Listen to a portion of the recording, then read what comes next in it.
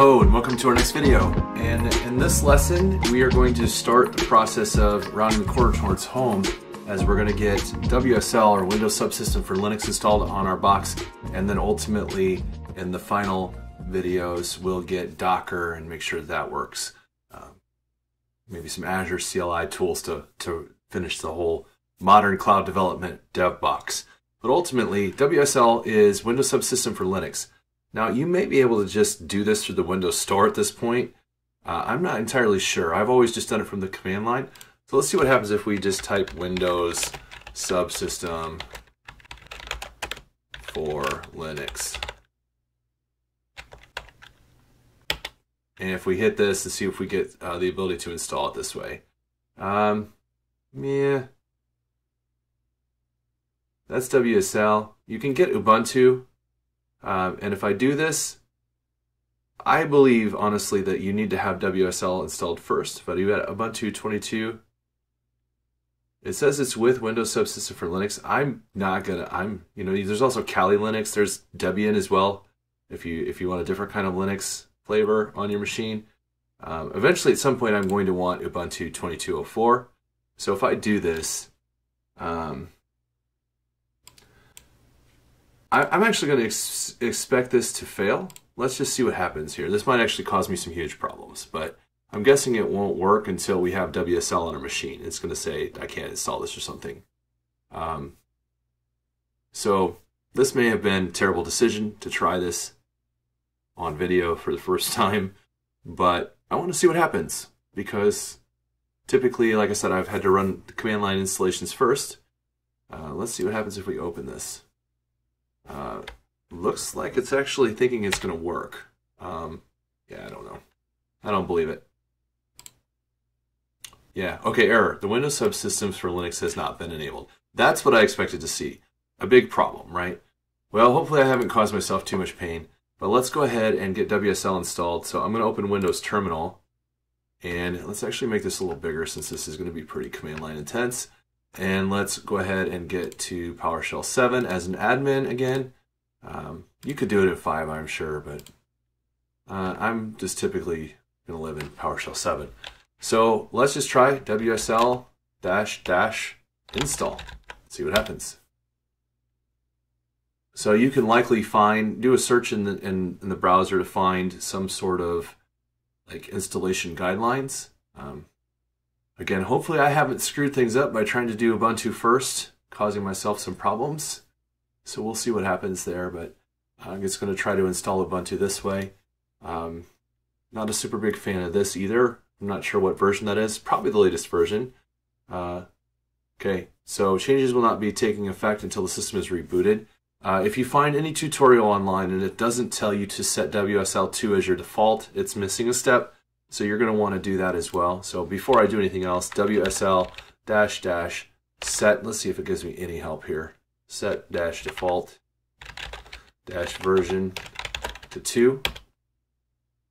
And basically, we are now using WSL2 by default. Okay, so it looks like I need to reboot my machine in order to see if anything works. I'm actually just going to try real quick to go into WSL. It has no installed distributions. So, okay, so we've got to get Ubuntu installed at some point. I don't think it's going to work until I restart, so I'm going to go ahead and do that. And then I'll come back. All right, so we have now officially rebooted our machine. So let's go ahead and get PowerShell 7 or the terminal, Windows Terminal open again. So we'll go ahead and do that. Windows Terminal, and then we will... Oh, look at that. It's doing Ubuntu right now automatically since I already installed it. So it's like, oh, I'm going to go ahead and run Ubuntu installation for you. So that's awesome.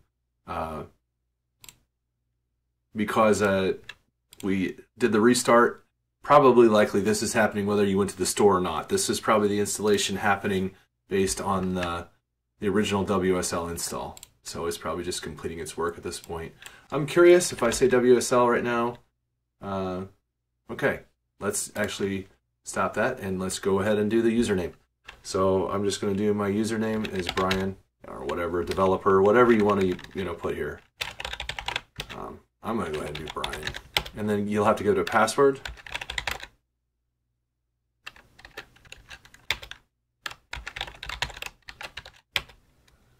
and hopefully I type that in a way that I can remember it and that it works in the future. Because every time I start WSL, I will need to log in, just like I've started a Ubuntu Linux machine. Okay, so installation successful. That's good news. And we are good to go. Look at that, we're already in Ubuntu. So if I just type sudo apt-get update, right, or something like that, put in my password, it's going to go ahead and run Ubuntu apt-get. So we can see that we have updated there. And I'm going to go ahead and close this. So this is the cool thing. Let's go ahead and see if we can get a WSL here. And look at that, we're already in. And you can see that I'm on a full Linux machine at this point, right within my terminal.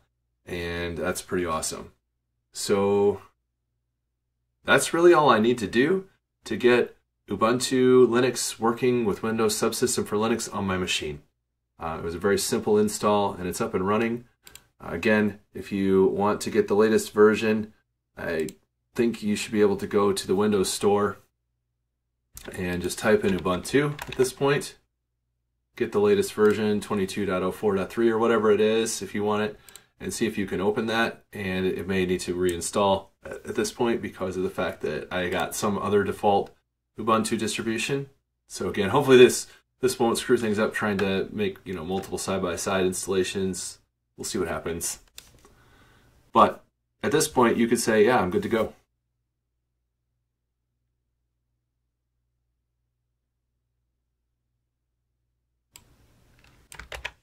All right, so just going to check this real quick. lsb_release-a. I think I need that -a. So there's my Ubuntu version 22.04.3. If I go back to the Windows Store at this point, I should just be able to open it and it should just work.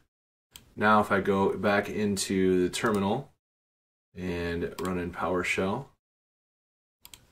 and I say WSL and we try to open this, hopefully I didn't mess things up by having two versions of Ubuntu installed. And let's run that same lsb_release-a. And I got 22.04.3. So whether or not that was the default version that was installed or not, I don't know, but I do know that I have what looks to be the latest version of Ubuntu installed for my WSL installation, and I should be good to go on my machine at this point. So that is definitely going to wrap this up. Thank you very much. We'll see you next time.